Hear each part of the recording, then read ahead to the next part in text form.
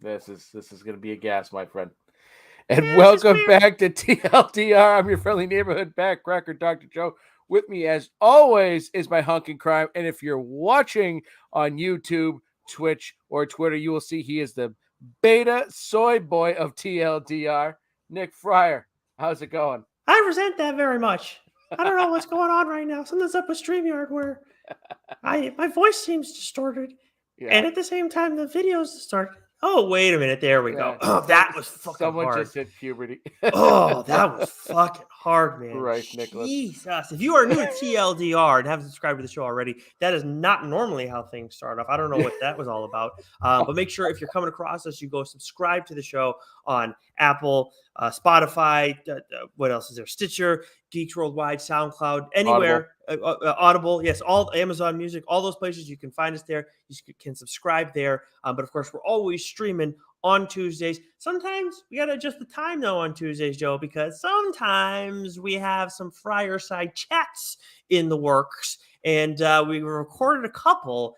And do you want to tell the people who they're going to be hearing from on Wednesday?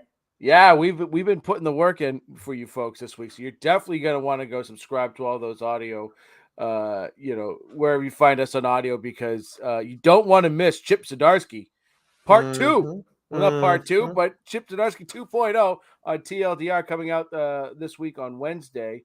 That was, we've had the privilege and to talk to a lot of really great artists, writers. It has been a privilege. Right word on that, 100%. And the fact that we had Chip on once was, I'm gonna geek out. It was a dream come true. Like, that was awesome. Like, I never ever in a million years would have thought I would have talking to Scott Snyder and Chip Zdarsky and Sean Lewis and all the great guests that we've had on. And so to get Chip on a second time, to have him do this with us once and say, okay, I guess I could do that again.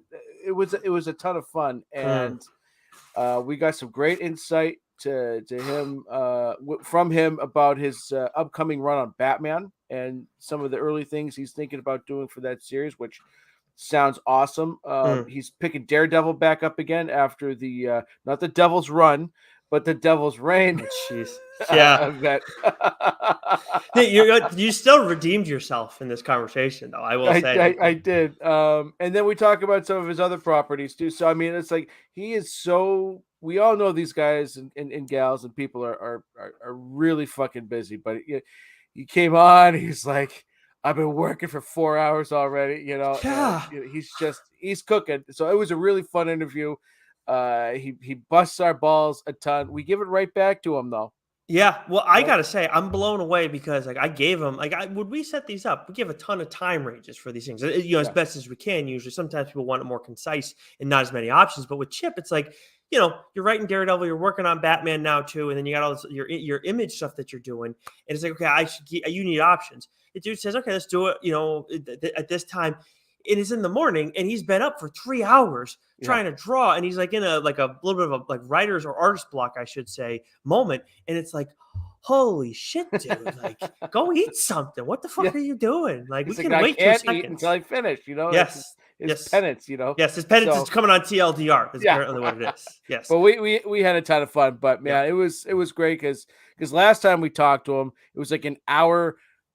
It was like an hour ahead of some really big Batman news. Like, I wish I could talk to you about it. Had we waited an hour, we could have talked about this the entire time. But that was when Batman the Night, was announced. And we talked about that a bit, and we got some really great insight on that. And then, a month or two later is when it was announced he'd be taking over Batman. So, it was just, as always, it was a really fun conversation we had with him. And then we follow that up with another fireside chat earlier today that will be dropping next week, Nick. Yes, so we'll tell you guys more about that when we do our what's new for next week. But now you got back-to-back fireside chats coming. And just a quick aside to one more thing about Zdarsky, where you said before, like, it's a privilege that we've had, like, being able to talk to the creators that we have had on the show. But it's like, obviously Scott, Chip said it himself, like, Scott kind of set the bar now for this upcoming era of Batman writers, whether you're looking back at Tom King and James Tynion, or now with Chip and obviously Joshua Williamson there too.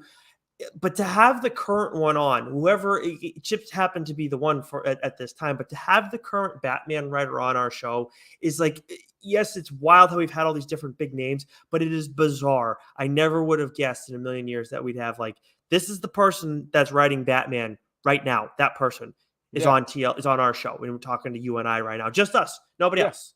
Fucking crazy. And the way that he described how DC views that book, it's like, we've got all these other books, but like literally everything revolves around Batman. Yep. Right? Everything else is ancillary at DC. Like Batman is, so that was a lot of fun. And so I was grateful for that. Sure was. And we're going to get to catching up now so we can start talking about the new books as well. I actually we had to do a little bit of reading for our other Fireside Chat. Again, we'll be talking about that next week, but there were a few books I wanted to read for this week. So I didn't do a whole lot of catching up. I was too busy getting my tan on the Jersey Shore. So I was busy with that. Preoccupied, of course, can't be reading comics while I'm doing that, Joe. But I'm curious, what have you been catching up on? Yeah, I couldn't tell if that's actually the color of your skin or that's your shirt. Yeah. Oh, dude, it's bad. Oh, it's so bad. I mean, my neck is the absolute worst part. I don't know if you can see it, but yeah. It's called suntan lotion, dipshit. Unreal. Yeah. No, my better half doesn't like to wear sunscreen, so it's on me to remember it. Well, she's your wife now, or she will be your wife soon. You protect her. Put the sunscreen on her. You know, right. You run around a long time. That's my fault. Little PSA from the doc here. You know, slap on some 70 sunscreen and live into your twilight years together. Fine. All right. Okay. Thanks, Dad. Yeah, no problem. No problem. Little tip from me to you. I only caught up on a few things because I was also away this week. I was in Pennsylvania with some Cairo buddies of mine. We played in the golf tournament. Had a ton of fun. But I caught up on Red Sonja #9. Excellent series, continues to be excellent. Red Sitha #2, which is sort of what's the word I'm looking for, Nick? It's spinoff. Thank you. Spinoff takes place with the little girl. A gift from me to you. Thank you. But takes place in the future. Great book. Love this issue. And then I caught up on AWA's New Think. Which I did actually read that. Actually, that was technically a book I caught up on, but that was my comic of the week last week. So and so it was very similar to Not All Robots in the sense that it like Not All Robots was a satire on everything that's going on now. New Think wasn't a satire at all. It was on the nose. It was telling you exactly what it was, and it was a very Black Mirror type issue for a comic book. And I think this is the book right where each issue is going to have, I can't remember if it's a different creative team on every issue or same writer, different artist. It's Hurwitz every time, and then you're having different artists. Yep. So, and it was Diodato, right? The artist on the first. So. Yep. Great issue, start to finish. I mean, I felt it was a little too, on the nose. We all know. I know, it's we're addicted to technology, and speak for yourself. Fuck off. I'm not addicted to shit. I'm fine. Yeah. Psh, please. But it was. I think it was a very well written, very well drawn. I mean, Diodato's art is fantastic, and there's a reason why he does a lot of stuff over at AWA. So I did enjoy this. It's going to be very interesting. I'm looking forward to the anthology aspect of this series. Yeah, and obviously for me, it was my comic of the week, so I really enjoyed it. To me, I understand, like we talk about it, both of us, like where sometimes it's on the nose, and on the nose doesn't always play. Because sometimes you they try and not be on the nose, but you still are being on the nose. Right. And I think that can be very challenging to get right. I feel like that Hurwitz and Diodato got it right. I think that Diodato's artwork also really plays into that too, because it felt so real.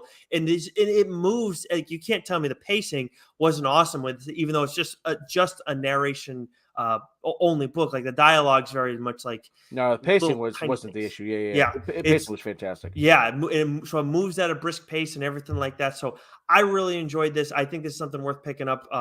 And I'm like you, I'm very excited to see New Think issue 2, and where Hurwitz, of course, the writer of The Night, which we really enjoyed that series from AWA.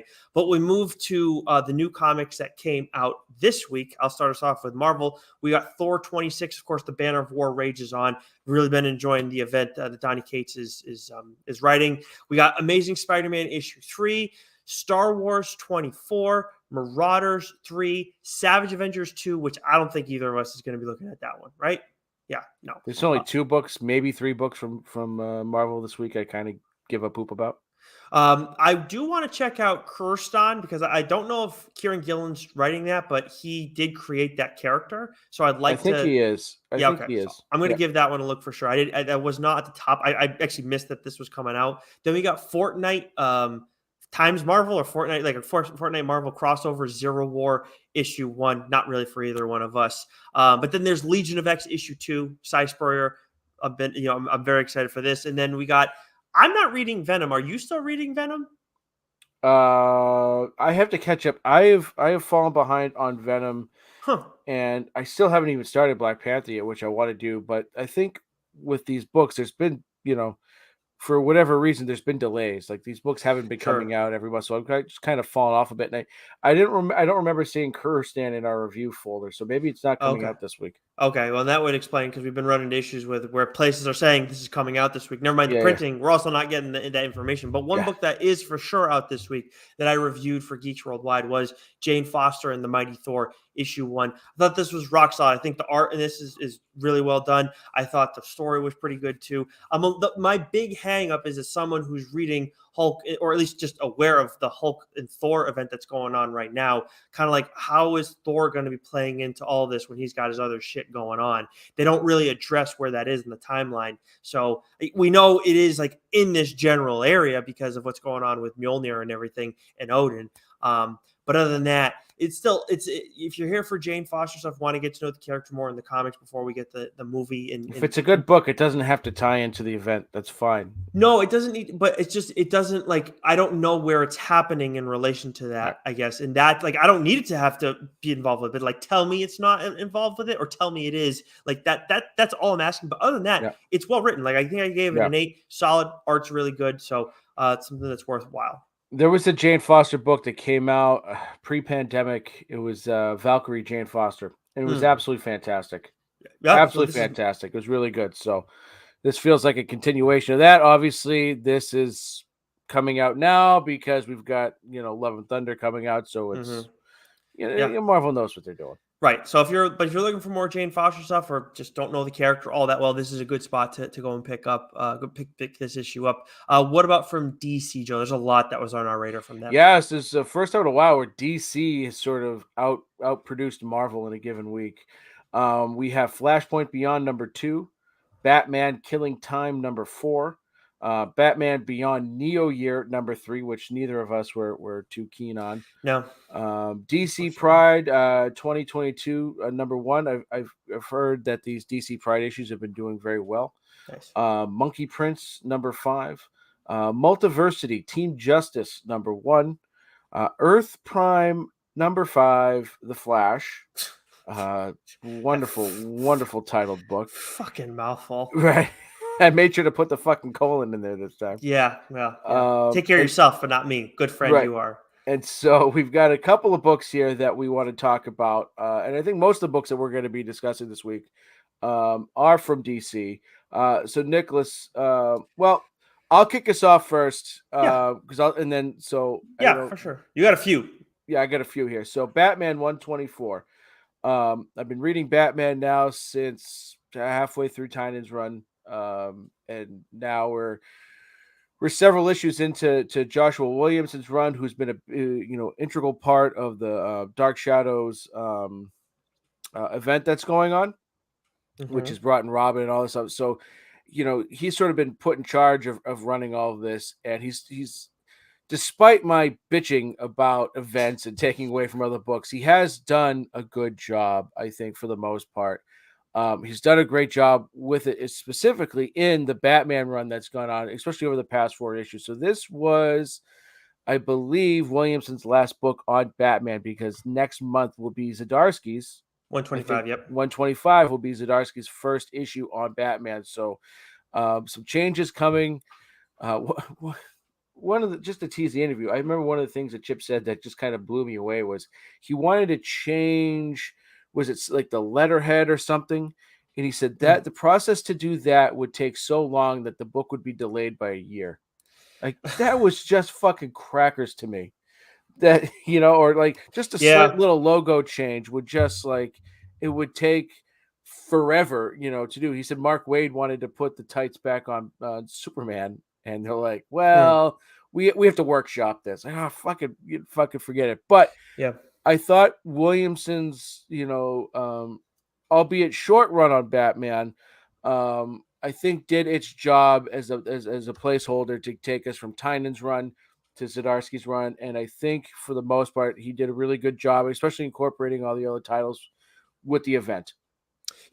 Yeah, there's a lot of interesting insight on the Batman front when Yeah, it comes to like especially with this. Yeah, if you like learning about the behind the scenes machinations, I think honestly, like I know with Sean, we got into some weeds about the industry on the whole and I love that, but with Chip, it's a little bit different where it's like centered more. Like we obviously had gotten some insight about Marvel previously from him, and we get I think a little bit of that here, but more so with the Batman stuff. It's very very interesting. yeah. So that was Batman 124. Another book I want to discuss is Dark Knights of Steel #7. Mm. Tom Taylor. We are not worthy. It's just so the first. I don't know if you've read it yet, but the first few pages of this just had my jaw on the floor. It's like, what they're do what?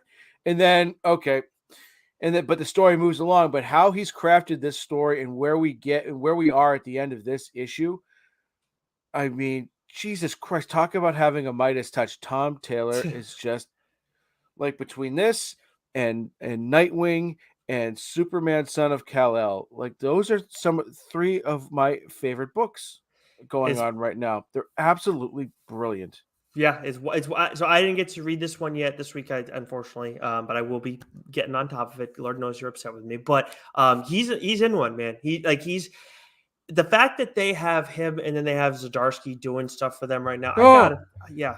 Now, gotta think. if they could take this brilliance with what they're doing with getting creators for their comic books and apply it to the movies, it seems like they've got that now with James Gunn. Like, Mhm. okay, maybe we'll start to see a turn here where we're enjoying DC movies maybe a little bit more than the Marvel movies. I don't want to Yeah, get too crazy, but like, apply that to the DCEU, whatever the fuck you're calling it these days, and maybe now we've got a WWF WCW thing, like, cinematic wise going on here, and we've got a Mhm. real choice to make. Well, you know that when we first started the show, I read more DC, and you didn't read as much DC as much as you have your loyalties to DC. But then over time, I know they've had some lulls in the past since Death Metal, but like you saw a little bit of what I was like, why I was so excited about it, and then to see it kind of happening again with some of these other creators.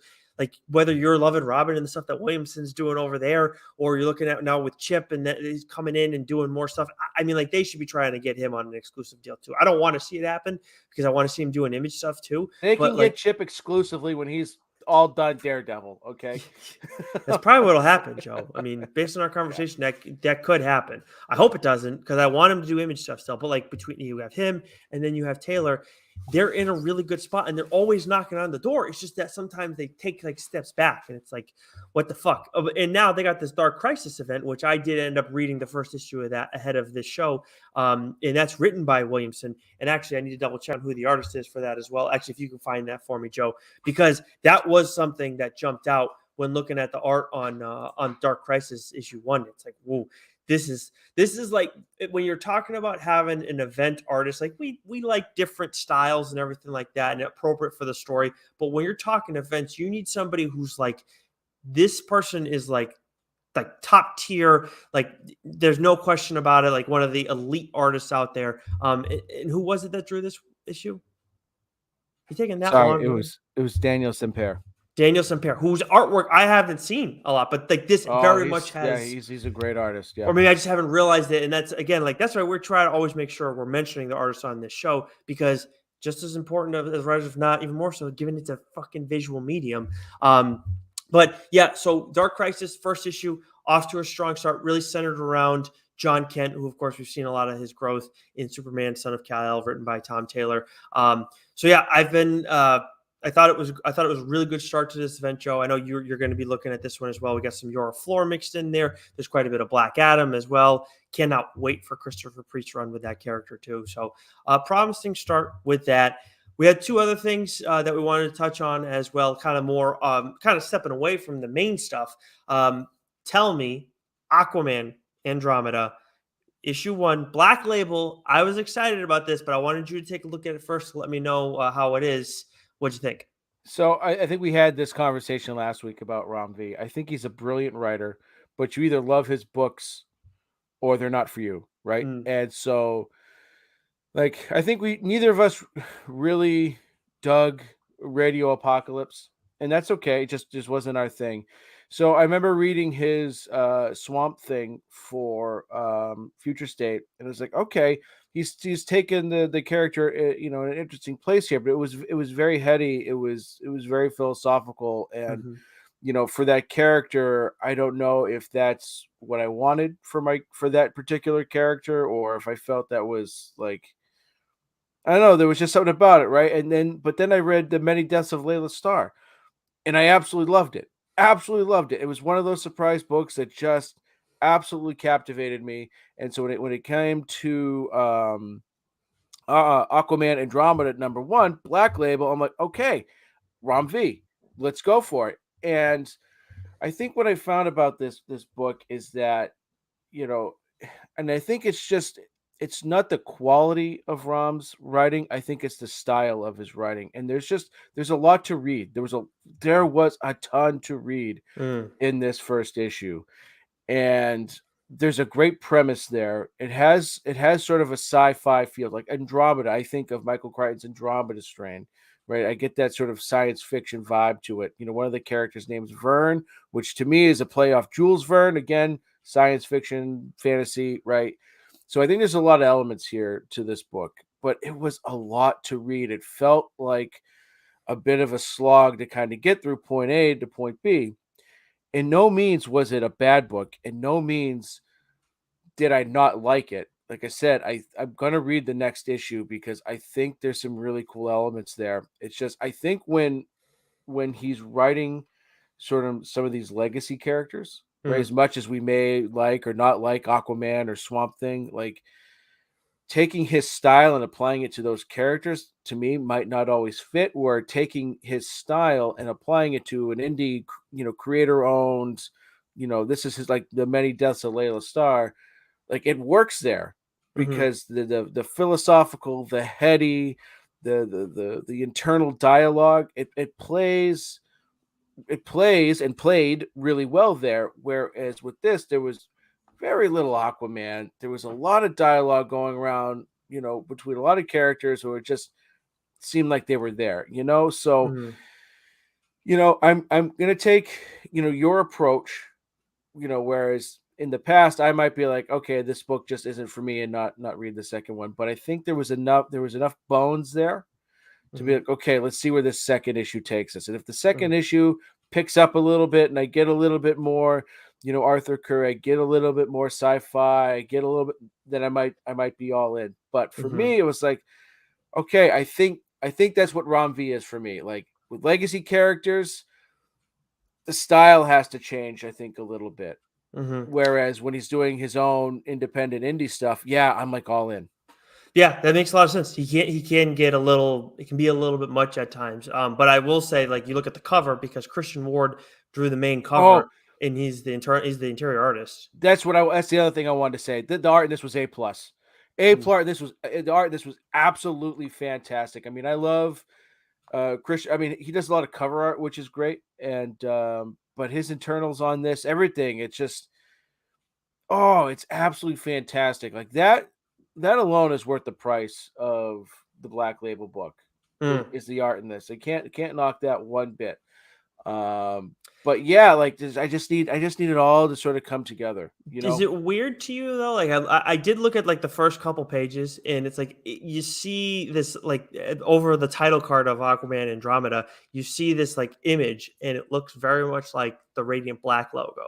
Kind of threw me off a little bit. I don't know if you caught that.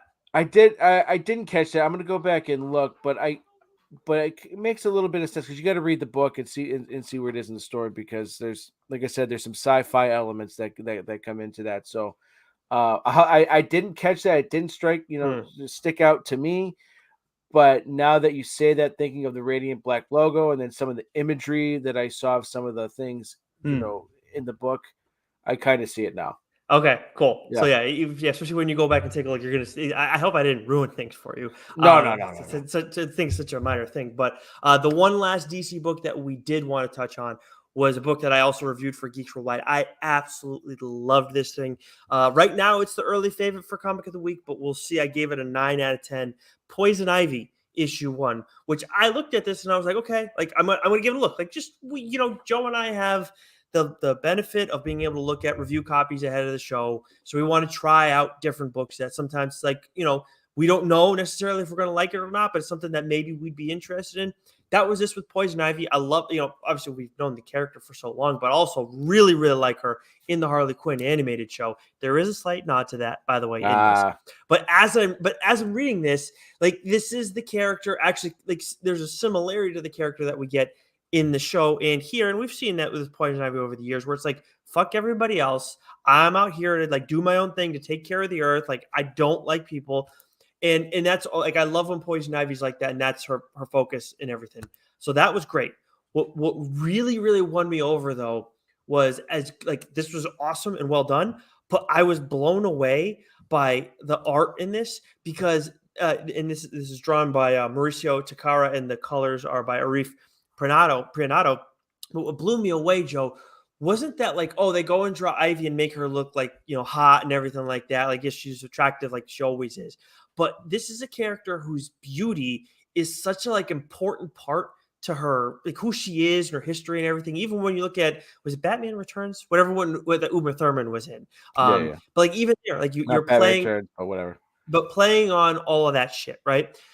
And then with her powers, like you've seen like Frank, that's like kind of that ugly plant in the animated show, but things are kind of still like it's plant life. It's kind of it can be a little spooky, but it's not like ugly. Shit gets fucking ugly in this issue when it comes to her use of her powers and everything and what she's doing.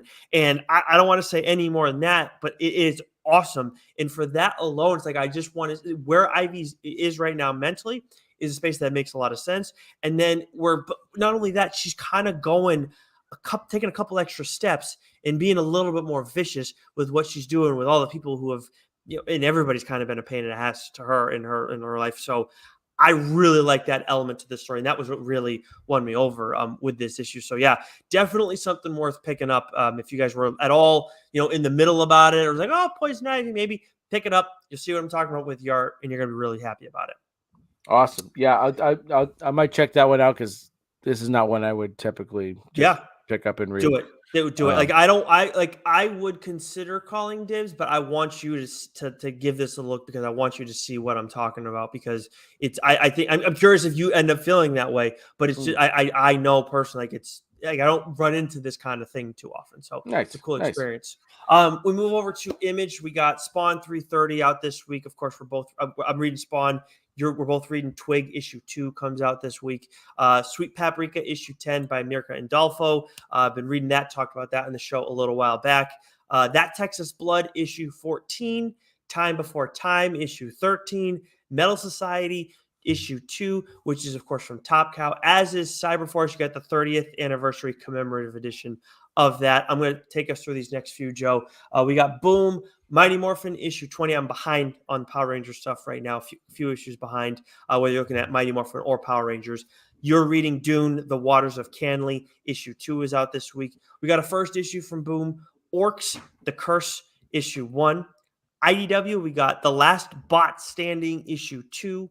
AWA, we have the second issue of ETER. It's been a long time since we got the first issue of that. Then there's Dynamite, The Invincible, Red Sonja, issue 9. And then we come to Dark Horse. And we got a couple things we wanted to highlight here.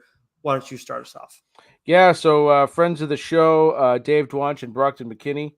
They're the writers and of Jenny Zero, along with Magenta King, who is the artist.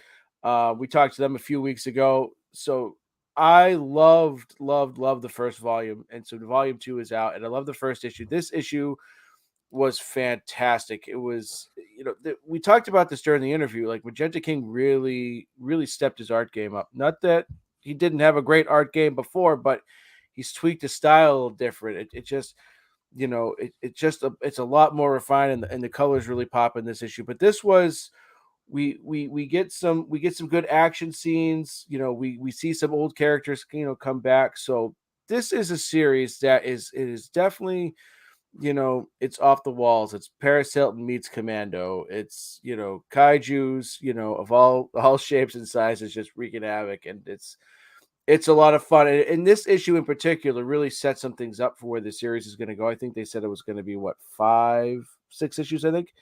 So if you haven't been reading Jenny Zero, go out, find the volume 1, read it, you'll love it, and then get on, go to the store, put it on your pull list. You're gonna love it. This has been so far just a tremendous series. Awesome. And then with also this week from Dark Horse, we get the start of another series, one that we haven't highlighted on this show with creators or anything, but The Ward, written by Kevin Scott, art by Andres Ponce, and he's doing the colors and the art in the line art for this. And I'll tell you what, this is one that was on both of our radar after we kind of saw the cover after we talked about it during the solicit.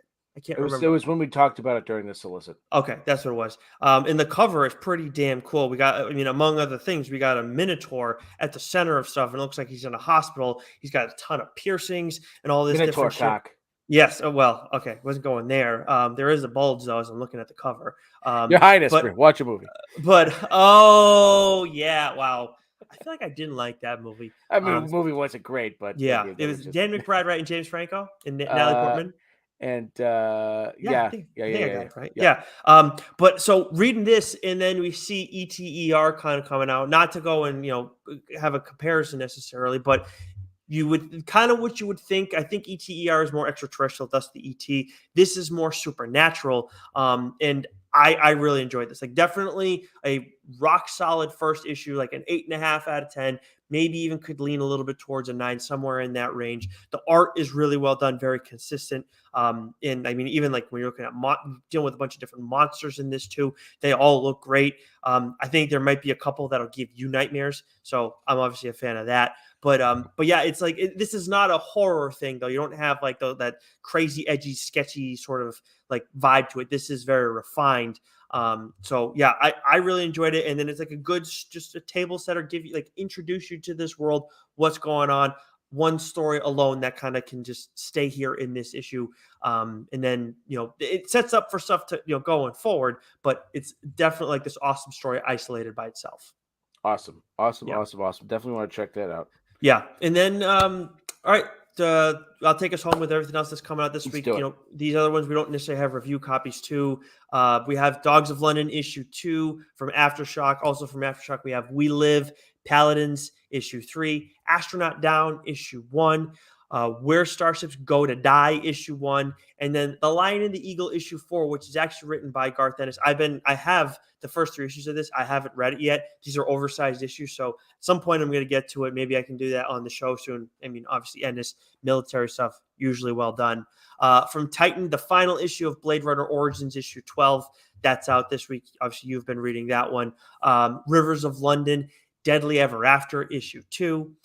From Skybound, we have After School. Of course, these are published through Image. After School issue 1, and then Oblivion Song 36, which I talked about on the show a while back. I was waiting for this to come to an end.